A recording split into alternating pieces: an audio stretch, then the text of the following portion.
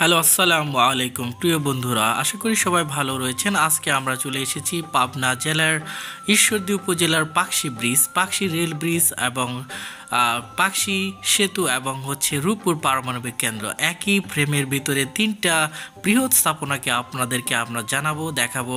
আপনারা দেখতে পাচ্ছেন অসাধারণ এক দৃশ্য।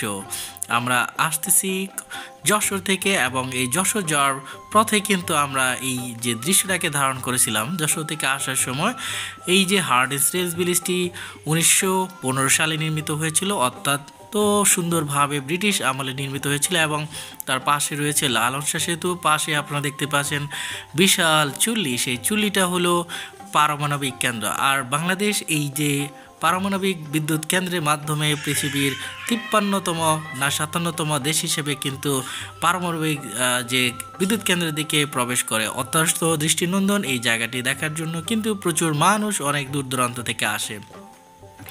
আজকে আমরা আছি আপনাদের সাথে, আপনাদেরকে দেখাচ্ছি যে মায়াবী অসাধারণ দৃশ্য। বিশাল বিশাল চুল্লি, এক একটা 20 থেকে 40 তলা বিল্ডিংয়ের সমান উঁচু এক একটা চুল্লি, অনেক দূর থেকে প্রতীয়মান হয় এবং সবুজে ঘেরা রূপপুর এলাকা। এটা আমরা প্রবেশ করলাম পাবনা জেলার ঈশ্বরদী থানার পাকশি অংশে। আমরা কিন্তু আসলে পুরো ব্রিজটি কিন্তু পাকশির মধ্যে পড়েছে। আর ওই ব্রিজের অপর পাশে রয়েছে কুষ্টিয়ার ভেড়ামারা, আর এই পাশে রয়েছে পাবনা জেলার ঈশ্বরদী থানা। এখন কিন্তু আমরা পাবনা জেলার ঈশ্বরদী থানার যে গোল চত্বর সেদিকে প্রবেশ করতেছি। এখান থেকে কিন্তু আমরা চলে যাব যে অরিজিনাল যে পাবনার যে ঈশ্বরদীর যে আবাসিক এলাকা রয়েছে রূপপুর পারমাণবিক বিদ্যুৎ কেন্দ্র, আমরা কিন্তু সেদিকে যাচ্ছি।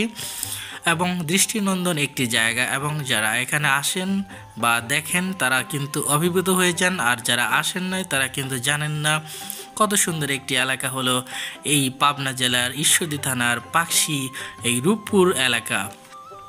এখানে রয়েছে বিশাল বিশাল বিল্ডিং এবং পাশে রয়েছে যে রাশিয়ান যে আবাসন প্রকল্প সামনে রয়েছে, যেটা রয়েছে রূপপুর পারমাণবিক বিদ্যুৎ কেন্দ্র রক্ষণাবেক্ষণের জন্য। কিন্তু এখানে রাশিয়ান প্রচুর মানুষ কিন্তু এখানে বসবাস করে। এবং এখানে আপনারা দেখতে পাচ্ছেন প্রচুর মোটরসাইকেল। এগুলো কিন্তু যারা শ্রমিক যারা এসেছেন তারা মোটরসাইকেল থেকে দূর দূরান্ত থেকে আসেন। আসার পরে কিন্তু আমার হাতের ডান সাইডে রয়েছে সেই পারমাণবিক বিদ্যুৎ কেন্দ্রর অংশ, সেখানে কিন্তু তারা কাজ করেন। এবং এই রাস্তাটা খুবই ব্যস্ত। এটা হলো যশোর রোড।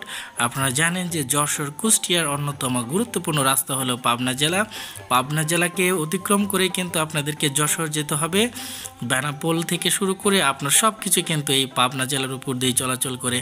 এখন কিন্তু আমরা পাবনা জেলার ঈশ্বরদী অংশে চলে এসেছি এবং আজকের এই পর্বে আমরা কিন্তু এই ব্লগটা শেষ করব। সবাই ভালো থাকবেন, সুস্থ থাকবেন। আর ভিডিওটা যদি ভালো লাগে অবশ্যই লাইক কমেন্ট শেয়ার করতে ভুল করবেন না। সবাই ভালো থাকবেন, সুস্থ থাকবেন। আসসালামু আলাইকুম।